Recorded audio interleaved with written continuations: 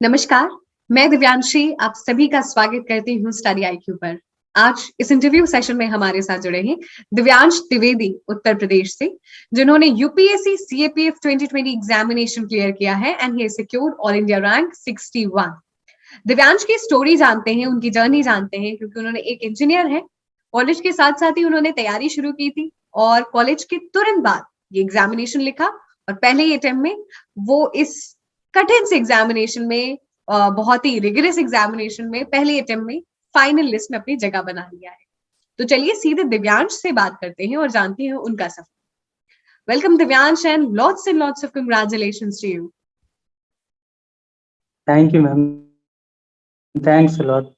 It's been pleasure coming over here. Divyansh, हमें भी बहुत खुशी है क्योंकि आपकी जर्नी बहुत यूनिक है। कॉलेज में ही तैयारी करना शुरू किया और पहले ही अटेम्प्ट में आपने इस एग्जामिनेशन को क्लियर कर लिया। तो थोड़ा सा पहले दिव्यांश अपने बारे में दर्शकों को बताते, फिर आपकी जो जर्नी रही है उस पर हम डिस्कस करेंगे। तो मैम, मेरा नाम दिव्यांश द्विवेदी है। मैं लखनऊ के पास एक छोटे से गांव से बिलोंग करता हूँ।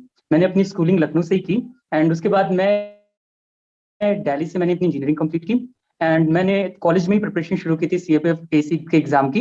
एंड देन फाइनली 2020 में मैं कॉलेज से पास आउट हुआ और मैं एग्जाम के लिए अपेयर हो गया और by God's grace I manage to clear this exam.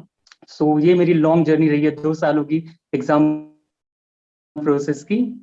Divyansh, आपने अभी जैसे मेंशन किया कि 2 साल लंबी एग्जामिनेशन साइकिल है, उस साइकिल के बारे में बात करेंगे, लेकिन मैं चाहती हूँ जो सबसे पहले मोटिवेशन होता है या जैसे वाई फैक्टर कहते हैं, जो एग्जामिनेशन की तैयारी करना और एग्जामिनेशन के उस पार निकालने का जो ब्रिज होता है, वो आपका क्या था? मैम, मोटिवेशन तो ये था कि मैं बचपन से थोड़ा सा आर्म फोर्सेस की तरफ थोड़ा सा इंक्लिनेशन था।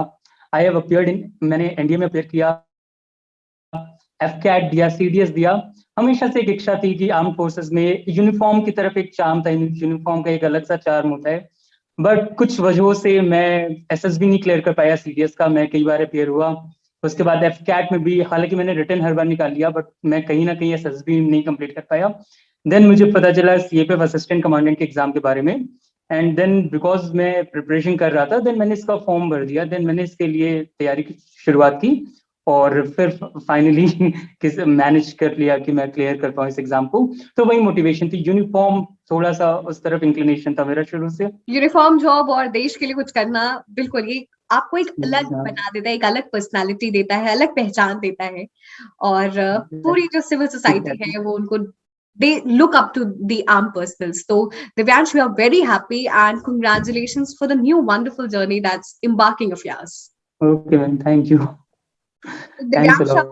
तो दिव्यांश, जब हम आते हैं और आपने जैसे मेंशन किया कि 2 साल लंबी एग्जामिनेशन साइकिल है, कई बार ऐसा उतार चढ़ाव होते हैं, पढ़ाई करनी है, तो बहुत मेंटली स्टेबल कैसे रहना है? मैम, आई थिंक वही क्रक्स है किसी भी आज के समय में किसी भी एग्जाम को क्रैक करने के लिए।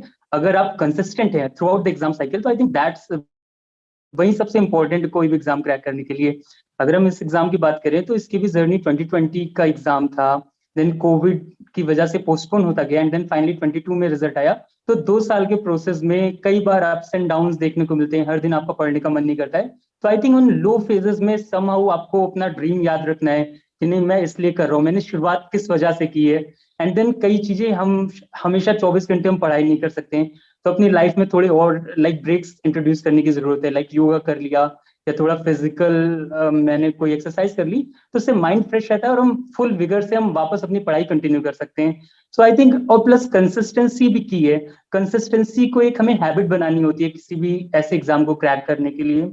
तो आई थिंक ये कुछ फैक्टर्स हैं जो आपको हेल्प करेंगे 2 साल की प्रोसेस को सस्टेन करने के लिए। दिव्यांश, आपने मेंशन तो किया कि कंसिस्टेंसी की है, लेकिन कंसिस्टेंसी तो सबसे इम्पोर्टेंट हर्डल आ जाती है, तो कैसे कंसिस्टेंट रहना है? आप कैसे कंसिस्टेंट रहे? मैम, एक्चुअली कंसिस्टेंसी एक हैबिट हो जानी चाहिए। फॉर एग्जाम्पल, आप अगर किसी बड़े टास्क को छोटे छोटे पार्ट्स में ब्रेक डाउन कर ले कि मुझे 1 मंथ में ये अचीव करना है, मुझे 1 वीक में ये कंप्लीट करना है, 1 दिन में ये कंप्लीट करना है, तो आई थिंक अपने आप को ट्रैक पे रखना आसान हो जाता है।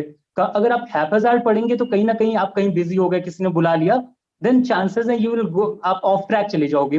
बट अगर आपने कुछ कॉन्क्रीट टारगेट्स कर रखे हैं, फिक्स कर रखे हैं, एंड देन अगर आप उसे अचीव करते हो तो रात में आपको जो फुलफिलमेंट की फीलिंग आती है तो I think that keeps you going through out this journey.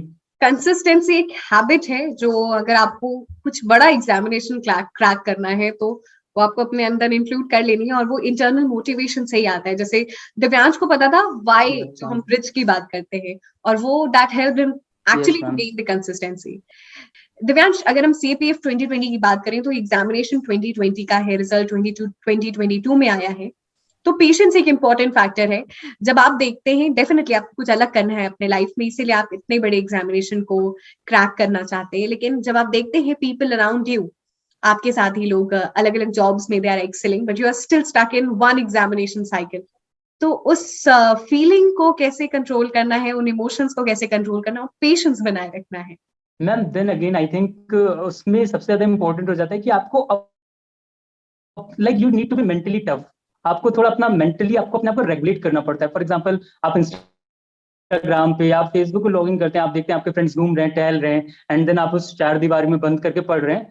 तो आई थिंक उन फेजेस में आपको वापस अपने आप को याद दिलाना है कि मैंने किस लिए शुरू किया है, मेरा अल्टीमेट पर्पस क्या है, कि क्या मैं सिर्फ पैसे कमाना चाहता हूँ, क्या मैं अभी अपने आप को ग्रेटिफाई करना चाहता हूँ, या मैं थोड़ा लॉन्ग टर्म पर्सपेक्टिव लूंगा एंड देन उसके बारे में सोचूंगा। तो आई थिंक वहां भी आपको टारगेट्स बनाना हेल्प करता है। जरूरी है कि आप अपनी लाइक सोशल मीडिया यूजेस को रेगुलेट करें। फॉर एग्जांपल आप जितने ज्यादा डिस्ट्रैक्शंस होंगे तो कहीं ना कहीं वो आपका इम्पैक्ट तो आपकी पढ़ाई पे भी आएगा। तो आई थिंक इसलिए जरूरी है कि एक क्लोज निट फ्रेंड सर्कल हो, ऐसा एक फ्रेंड सर्कल हो जो आपको रेगुलरली मोटिवेट करे कि नहीं, अगर आपको लाइक आप कई बार लो फेस करते हैं तो you need to like have a community जिसको आप कॉल करके आप अपनी बात कह सकें, और ताकि वो पुश करें कि आपको कि आपने किस लिए शुरू किया था। अगर आपको कभी याद नहीं रहता तो वो याद दिला दें। तो आई थिंक वो बहुत इंपॉर्टेंट हो जाता है इस जर्नी के दौरान। तो दिव्यांश, ये तो हमने एग्जामिनेशन साइकिल, मेंटल स्टिफनेस, किस तरीके से कंसिस्टेंट रहना उस पर बात कर ली। आपने एग्जामिनेशन की तैयारी कॉलेज के समय से ही शुरू की, और कॉलेज के साथ ही अगर मैं पहला अटेम्प्ट कॉलेज के साथ ही आपने क्लियर किया, तो कैसे तैयारी शुरू की? एक्चुअली क्या क्या स्ट्रेटेजी बनाई? मैम एक्चुअली मैंने जब शुरुआत की तो मैंने एनसीईआरटी से शुरुआत की। देन उसके बाद धीरे धीरे लाइक दैट वाज 2019, मैंने अराउंड 2019 के लाइक मार्च या अप्रैल से मैंने तैयारी शुरू की। देन वहां से मैंने शुरुआत में एनसीईआरटी पे फोकस किया। देन जब मुझे पता नहीं था इस एग्जाम के बारे में explicitly, to be very honest, then मुझे जब इस एग्जाम के बारे में इंफॉर्मेशन मिली कहीं से, तो मैंने इसका फॉर्म भरा, मैंने इसके बारे में पढ़ा, तो मुझे लगता है कि नहीं ये डुएबल है। देन मैंने इसको लेके और फोकस प्रिपरेशन शुरू की। आई मतलब बुक्स जो स्टैंडर्ड सोर्सेज होते हैं मैंने उन्हें फॉलो किया, अपने टारगेट्स बनाए। बिकॉज पहले एग्जाम पोस्टपोन, कोविड से पहले ये एग्जाम अराउंड आई थिंक अगस्त में शेड्यूल्ड था, तो मैंने उसके हिसाब से प्रिपरेशन बनाई। देन पोस्टपोन हो गया। देन थोड़े से प्लान्स मैंने फ्लेक्सिबल रखे कि मैंने बार बार रिवीजन किया जो स्टैंडर्ड टेक्स्ट बुक्स थी। बहुत सारे सोर्सेस के पीछे नहीं भागना, ये सबसे इंपॉर्टेंट चीज हो जाती है ऐसे एग्जाम्स में। बिकॉज जीएस तो ऐसा एक सब्जेक्ट है जहाँ पे कुछ भी पूछ सकते हैं वो, तो इसलिए जरूरी है कि हम अपने सोर्सेस को लिमिट करें और रिवीजन पे ध्यान दें। जरूरी है कि एग्जाम्स में, हमारे एग्जाम्स में फॉर एग्जांपल साइंस का बहुत ज्यादा लाइक मार्क्स में बहुत ज्यादा वेटेज रहता है, तो जरूरी है कि ऐसे पोर्शंस जिसको most of the aspirants ignore कर देते हैं, तो ऐसे जो पोर्शंस है वो काफी ज्यादा स्कोरिंग हो सकते हैं। तो आई थिंक ऐसी चीजों पर फोकस करना आपको एग्जाम क्रैक करने में बेनिफिशियल साबित होगा। दिव्यांश, ये तो हमने स्ट्रैटेजी पे चर्चा की, अब मैं पर्सनालिटी टेस्ट पे जानना चाहूंगी कि कैसे आपका पर्सनालिटी टेस्ट था, क्या एक्सपीरियंस था, और उन एक्सपीरियंस से आप जो आने वाले एस्पिरेंट्स हैं उनको क्या टिप्स देंगे? मैम पर्सनालिटी टेस्ट तो मेरा तो मैम सुजाता मेहता मैम का बोर्ड था। मेरा इंटरव्यू का एक्सपीरियंस काफी कॉर्डियल इंटरव्यू था। लाइक कई बार हमारी जो बाहर से हमें पता चलता है कि यूपीएससी का इंटरव्यू है बहुत टफ है या बहुत ग्रूलिंग है, तो मैंने वैसा कुछ भी एक्सपीरियंस नहीं किया। सारे मेंबर्स काफी ज्यादा कॉर्डियल थे, कोऑपरेटिव थे। कई बार जब आप लाइक कोई वर्ड आपको नहीं मिल रहा है या आप स्ट्रगल कर रहे हो कुछ समझाने में, तो दे असिस्टेड यू। तो मैम आई थिंक इंटरव्यू में सबसे ज्यादा इंपॉर्टेंट हो जाता है आपका पर्सनैलिटी। लाइक नॉलेज का टेस्ट ऑलरेडी वो ले चुके हैं, तो सबसे ज्यादा ये बात रियलाइज करने की जरूरत है कि आपकी पर्सनालिटी पे आप 2 महीने या 1 महीने में वर्क नहीं कर सकते। वो एक लाइफ लॉन्ग प्रोसेस है, वो आपकी लाइफ के 21 या 22 या 30 सालों का वो एक एक्यूमुलेशन है, वो एक क्यूमुलेटिव प्रोसेस है। तो आई थिंक मैम इंटरव्यू में अपने कॉन्फिडेंस को मेंटेन रखना वो सबसे ज्यादा इंपॉर्टेंट हो जाता है। नॉलेज तो आपके पास है ही। और मैम इन केस मैंने ये नोटिस किया कि अगर आपने इंटरव्यू में कई क्वेश्चंस ऐसे होंगे जो शायद आपको नहीं आते होंगे जिनका आंसर, तो उन टाइम पे अपना कंपोजर मेंटेन करना, अपनी कामनेस मेंटेन करना, तो वो मैम कहीं ना कहीं रिवॉल्व करता है इंटरव्यू के प्रोसेस में। तो मैम हाँ जी। दिव्यांश, अगर आप कुछ इंसाइट्स शेयर कर सकें इंटरव्यू के, कैसे क्वेश्चंस आपसे पूछे गए, कैसे आपने टैकल किया? तो मैम एक्चुअली मेरा background electronics and communication engineering पे है। तो ज्यादातर जो क्वेश्चंस थे मेरे इंटरव्यू में वो मेनली इसी पे फोकस थे। फॉर एग्जांपल मुझसे डार्क वेब पे पूछे गए क्वेश्चंस कि डार्क वेब क्या है, क्या इश्यूज हैं, क्या उसे एक्सेस करने के लिए कोई लाइक स्पेशल ब्राउजर या हम नॉर्मल इंटरनेट से उसे एक्सेस कर सकते हैं। क्रिप्टो करेंसी पे क्वेश्चंस थे बिकॉज वो भी न्यूज में था उस समय, अभी भी न्यूज में क्रिप्टो करेंसी पे न्यूज थे कि कैसे उससे हम नार्को टेररिज्म या टेरर फाइनेंसिंग फंड होती है। मेरी इंजीनियरिंग में से रिलेटेड क्वेश्चंस थे कि रिमोट सेंसिंग का यूज कैसे हो सकता है डिफेंस फोर्सेस में, 5G टेक्नोलॉजी को कैसे डिफेंस में यूज कर सकते हैं। मेरे डाफ में कई बार डाफ में मेरे मेंशन था कि मुझे इंटरनेशनल रिलेशंस के बारे में पढ़ने में इंटरेस्ट था। तो उससे क्वेश्चंस थे, इंडो पैसिफिक पे क्वेश्चंस थे, क्वाड पे क्वेश्चंस थे, ब्लॉकचेन टेक्नोलॉजी पे क्वेश्चंस थे कि कैसे वो डिफेंस फोर्सेस में एड कर सकती है, ब्रॉडबैंड पे क्वेश्चंस थे एक्सेट्रा। तो मैम मोस्टली मेरा जो इंटरव्यू था वो अराउंड डाफ पे फोकस था और मेरी इंजीनियरिंग पे फोकस था। एंड अराउंड 18 to 20 मिनट का इंटरव्यू था। Yes ma'am.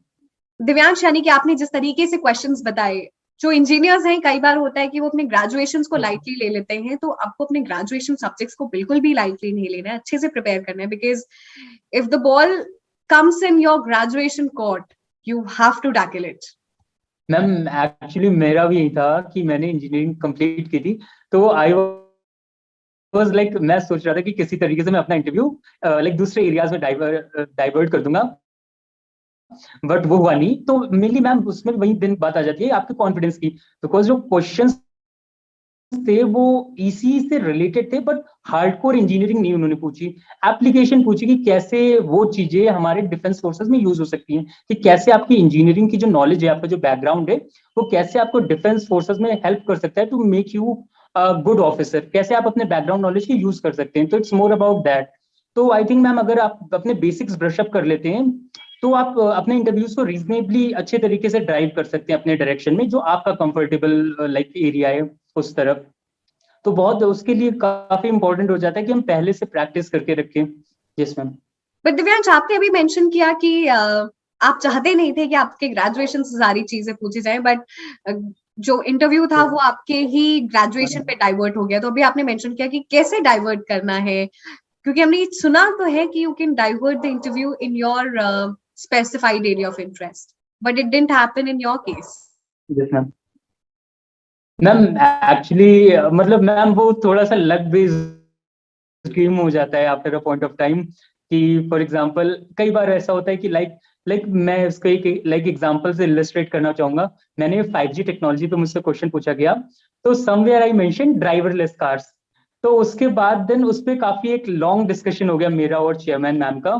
तो मैम वाज लाइक एडमेंट की, मतलब वो ऐसा लाइक मुझे ग्रिल करना चाह रही थी कि कैसे ड्राइवरलेस फोर्स कार्स डिफेंस में यूज हो सकती हैं। तो आई थिंक मैम वो काफी ट्रिकी रोप हो जाती है कि आप लाइक आप कुछ ऐसे वर्ड्स होते हैं जिससे आप एक पर्टिकुलर एरिया में डाइवर्ट भी कर सकते हैं। देन अगर आपसे इंजीनियरिंग बैकग्राउंड पे आपसे क्वेश्चन पूछा गया है एंड आपने कोई ऐसा वर्ड यूज कर दिया जिसमें इंटरेस्ट है किसी मेंबर को, या उन्हें सही शायद ना लगाओ, तो वो वापस चीजें आपके उस पर आ सकती है। तो इसलिए काफी सोच समझ के बोलना पड़ता है वहां पे। एंड बिकॉज वहां पे एटमोसफियर थोड़ा सा टेंस होता है तो इश्यूज हो जाते हैं कई बार।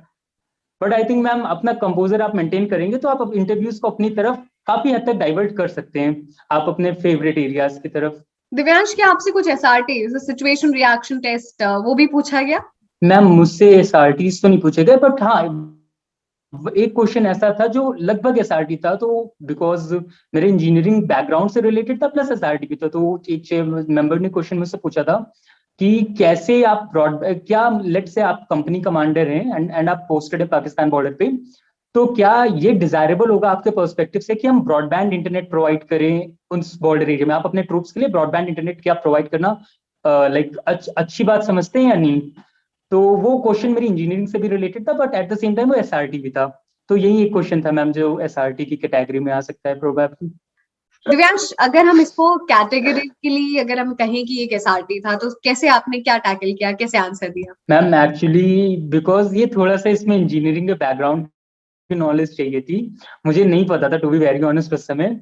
तो मैंने तो उसका ये रिस्पॉन्स दिया कि सर अगर इंटरनेट अगर लाइक बॉर्डर पे मुझे मिल रहा है तो मेरे जो ट्रूप्स हैं वो कम्युनिकेशन लाइक इंश्योर हो पाएगा हमारी कंपनी और हेडक्वार्टर्स के बीच में। तो I think that's desirable, but at the same time मैंने बोला कि लाइक मैं इंश्योर करूंगा कि उसमें कोई भी सिक्योरिटी लूप होल ना हो जिसको हमारा एडवर्सरी उसको अपनी इंटरेस्ट में यूटिलाइज कर पाए। तो मैं ये इंश्योर करूंगा कि कोई सिक्योरिटी उसमें कॉम्प्रोमाइज ना हो हमारी। तो मैंने ये आंसर दिया था। और उसके बाद हालांकि ब्रॉडबैंड में कुछ इश्यूज होते हैं, तो असलियत में शायद वो मेरी इंजीनियरिंग नॉलेज टेस्ट करना चाह रहे थे, तो मुझे नहीं पता था उस समय। तो मैं उसको कहीं ना कहीं जनरलिस्ट टर्म्स में उसको डील करने की कोशिश की। दिव्यांश, अभी हम इंटरव्यू की बात करें, पर्सनालिटी टेस्ट, तो यूपीएससी का पर्सनालिटी टेस्ट देना ही एक लाइफ टाइम अचीवमेंट होता है। अगर आपका सिलेक्शन हो ना हो, but you always remember your interview. आपका तो हो गया है, तो ऐसे कुछ क्वेश्चन जो आप हमेशा याद रखेंगे? मैम आई थिंक मैं जब इंटरव्यू बोर्ड में गया तो मतलब मैं बहुत ही मिनिमल एक्सपेक्टेशंस के साथ गया, बिकॉज मुझे लगा कि once in a lifetime opportunity होती है कि आप यूपीएससी के हॉल में इंटर करके इतने स्टीम्ड पैनल के सामने आप इंटरव्यू देने जा रहे हैं। तो आई थिंक मैम इंटरव्यूज तो मेक और ब्रेक सिचुएशन होती है सीएपीएफ एग्जाम में भी। तो मैम मुझसे आईसिस के बारे में पूछा गया कि कैसे Islamic state of Islamic like Iraq and Syria क्या है, और सिक्योरिटी रैमिफिकेशंस इंडिया पे क्या होंगे। अफगानिस्तान में तालिबान का तभी तो कुछ महीने पहले वहां पे तालिबान पावर में आया था, तो उसके क्या रैमिफिकेशंस हो सकते हैं इंडिया की सिक्योरिटी सिचुएशन पे। क्वाड पे काफी लंबा डिस्कशन चला कि कैसे क्वाड क्या है, इंडिया के क्या स्टैंड है regarding Indo Pacific. And work experience में मेरे क्वेश्चन था, एक्चुअली मैंने कुछ महीने वॉलंटरली मैं एक स्कूल में पढ़ाने जाता था, तो उस पर क्वेश्चन था। कोविड पे थोड़े से डिस्कशंस हुए, सैटेलाइट्स पे थोड़े से डिस्कशंस हुए कि कैसे सैटेलाइट्स हमें हेल्प कर सकते हैं हमारी डिफेंस फोर्सेस को। तो मैम मेजरली ऐसे ही क्वेश्चंस थे। दिव्यांश, वहां पे जब कई बार ऐसा होता है कि जब आप इंटरव्यू बोर्ड पैनल के सामने हो, तो नर्वसनेस भी होते है, क्योंकि आपने भी ये मेंशन किया कि लाइफ टाइम अपॉर्चुनिटी होती है बोर्ड के सामने। नर्वसनेस भी होती है, और अगर Yes, ma'am. क्वेश्चन ना आए तो उसको कैसे टैकल करना है, और अगर लगातार क्वेश्चन ना आए तो कैसे मोटिवेटेड रहना है कि आने वाले क्वेश्चन हो सकता है आपके डोमेन के हो। मैम एक्चुअली मेरे साथ भी हुआ कि मुझे एक क्वेश्चन था, सर ने पूछा था कि रिमोट सेंसिंग, एंड एक और उन्होंने टर्म यूज किया था which I don't remember right now कि वो क्या होते, तो मुझे वो नहीं आता था। तो वहां पे मैम बात नहीं होती है कि लाइक हमें अपने आगे के इंटरव्यू पे फोकस करना है, बिकॉज अगर हम उस क्वेश्चन पे स्टक रहेंगे और हमारे दिमाग में ये चलेगा कि नहीं मैंने वो नहीं किया, वो नेगेटिव इंप्रेशन पड़ेगा, तो हम अपने आगे का इंटरव्यू खराब कर लेंगे। तो इसके लिए मैम इसके लिए शायद हमें पहले से ही प्रिपेयर करके होके जाना पड़ेगा कि फॉर एग्जाम्पल आप बिना किसी एक्सपेक्टेशंस के अगर आप इंटरव्यूज पे जाओगे कि मेरे पास एक बार मुझे अपॉर्चुनिटी मिली है एंड मैं इस पे अपना बेस्ट दूंगा, तो आई थिंक कहीं ना कहीं ये चीजें अपने आप उनकी मतलब वो अपने आप चीजें सॉर्ट आउट हो जाएंगी। कि अगर आपको कोई क्वेश्चन नहीं आता है and if you take a deep breaths, and even जो आपके इंटरव्यू पैनल मेंबर्स होते हैं वो भी काफी कॉर्डियल होते हैं। फॉर एग्जांपल एक बार मैं किसी वर्ड पे स्टक हो गया था, तो member member like help me out at various times, 2 से 3 जगह ऐसा हुआ है। तो मैम आई डोंट थिंक कि अगर आप उतना सोचेंगे नहीं तो आई थिंक वो अपने आप सॉर्ट आउट हो जाएगी चीज। दिव्यांश, आपने ये चीज बताया बहुत अच्छे से। So Divyansh, how study IQ has been part of your journey? Ma'am actually study IQ में डॉक्टर गौरव गर्ग सर के वीडियोस थे, मंथली करंट अफेयर्स वीडियोस, तो वो मैंने काफी देखे थे अपने एग्जाम से पहले। और मैम जो करंट अफेयर्स के अक्सर वीडियोस आते रहते हैं तो वो भी मैं किया करता था जब भी फ्री टाइम होता था। तो ma'am that's been a very big help I must say. It has like help me, मतलब उसने काफी मुझे हेल्प की है कि मैं अपने जो व्यूज हैं वो बना पाऊँ, अपने पर्सपेक्टिव बना पाऊँ जो लार्जर इश्यूज चल रहे हैं। तो ma'am doctor Gaurav Garg sir के वीडियोस थे जो करंट अफेयर्स वाले, एंड जो करंट अफेयर्स से रिलेटेड वीडियोस आते हैं उसने काफी हेल्प की मेरे पेपर 2 लिखने में, जहाँ पे आपको ऐसे लिखने होते हैं, तो वहां पे उन पर्सपेक्टिव्स ने काफी ज्यादा इनरिच किया मेरे आंसर्स फाइल में। Divyansh, we are very glad कि हम आपकी सक्सेस स्टोरी का हिस्सा बन सके। Thank you so much for joining us in this interview session. It was pleasure to have you and to know about because we discussed a lot of things. Examination cycle में कैसे consistent रहना है, strong mindset कैसे बना के रखना है, and moreover interview में ups and downs हो सकते हैं interview panel के सामने, but आपको कैसे strong रहना है, motivated रहना है. Thank you so much, Divyansh, for sharing all these insights. We wish you good health, good luck.